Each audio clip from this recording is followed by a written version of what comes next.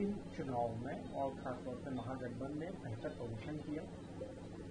नहीं, देखिए, मैंने एग्जिट पोल नहीं देखा है, लेकिन जो ग्राउंड रिपोर्ट्स है उसके हिसाब से हम लोगों का परफॉर्मेंस अच्छा होना चाहिए, मगर मैंने अभी तक एग्जिट पोल नहीं देखा है, इसलिए मेरा उस पर कोई कमेंट करना उचित नहीं है।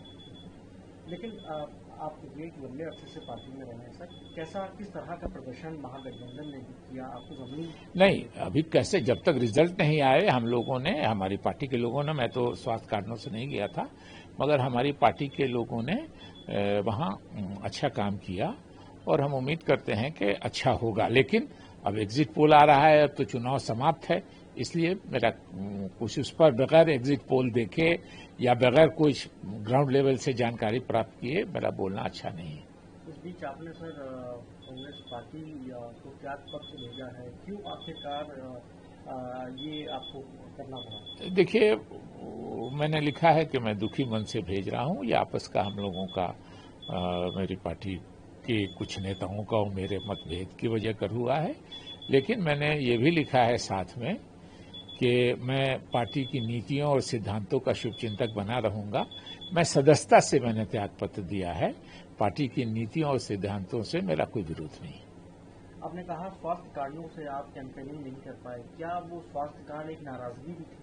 नहीं, स्वास्थ्य कारण से तो अभी भी मैं संयोग से यहाँ जो आया हूँ, पार्लियामेंट वाले अस्पताल से ही दिखला के आया हूँ, और फिर उन्होंने कल कहा है एक और डॉक्टर से कंसल्ट करने के लिए, तो वो नाराजगी ये थी। मैंने फैसला कर लिया था कि मैं त्यागपत्र दे दूंगा पार्टी से, लेकिन चुनाव के बीच में मैंने जानबूझ के इसने नहीं दिया कि एक गलत मैसेज जाएगा। आज 6 बजे जब पोलिंग समाप्त हुई है तो 6:05 पे मैंने अपना त्यागपत्र अपने जो राष्ट्रीय अध्यक्ष हैं मल्लिकार्जुन खड़गे जी, उनके यहाँ भिजवा दिया है।